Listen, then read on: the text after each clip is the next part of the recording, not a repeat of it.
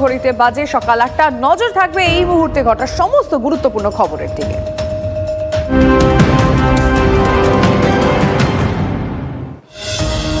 কলকাতা হাইকোর্টের নির্দেশে চাকরি যায় 26,000 শিক্ষক শিক্ষাকর্মী। 2016 SLST নিয়োগ প্রক্রিয়ায় দুর্নীতির অভিযোগে বাতিল হয় সম্পূর্ণ প্যানেল। কলকাতা হাইকোর্টের নির্দেশকে চ্যালেঞ্জ করে শীর্ষ আদালতে যায় রাজ্য। শীর্ষ আদালতেও প্রধান বিচারপতি প্রশ্ন তোলেন প্যানেলের বৈধতা নিয়ে। সিবিআই ইতিমধ্যেই রিপোর্ট জমা করেছে সুপ্রিম কোর্টে। ওয়াই চ্যানেলে অবস্থান চালিয়ে যাচ্ছেন যোগ্য শিক্ষকরা।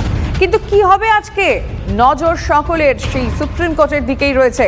প্রধান বিচারপতি সঞ্জীব খান্না এবং বিচারপতি সঞ্জয় কুমারের ডিভিশন বেঞ্চে মামলার শুনানি রয়েছে। গত শুনানিতে যোগ্য এবং অযোগ্য চাকরি প্রাপকদের বাছাই করার উপরে জোর দিয়েছিল শীর্ষ আদালত। পুরো প্যানেল বাতিল নাকি আলাদা হবে যোগ্য অযোগ্য, সিদ্ধান্ত শোনাবে সুপ্রিম কোর্ট। আর একবার জানিয়ে রাখতে চাইবো, আজকে আমাদের নজর রয়েছে সুপ্রিম কোর্টের দিকে।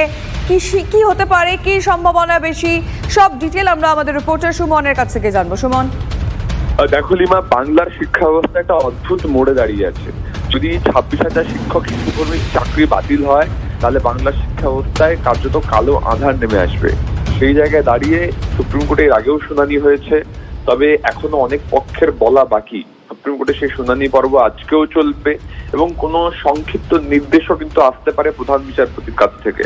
তোর মনে থাকবে গতবার শুনানিতে প্রধান বিচারপতি বলেছিলেন, ডাল মে কুছ কালা হ্যায় ইয়া ফির পুরা ডাল হি কালা হ্যায়। অর্থাৎ সম্পূর্ণ প্যানেল, যে প্যানেল থেকে 26,000 শিক্ষক শিক্ষাকর্মী নিয়োগ হয়েছে, সেই প্যানেল নিয়ে একটা প্রশ্ন তুলে দিয়েছেন প্রধান বিচারপতি।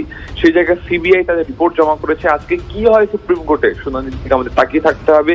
এদিকে ওয়াই চ্যানেলে কিন্তু যোগ্য শিক্ষকরা ধর্নায় বসে আছেন প্রায় 10-12 দিন ধরে। সব মিলিয়ে আজকের সব নজর কিন্তু সুপ্রিম কোর্টে। লিমা, বেশ, আমাদের নজর থাকবে। সুমন, ধন্যবাদ।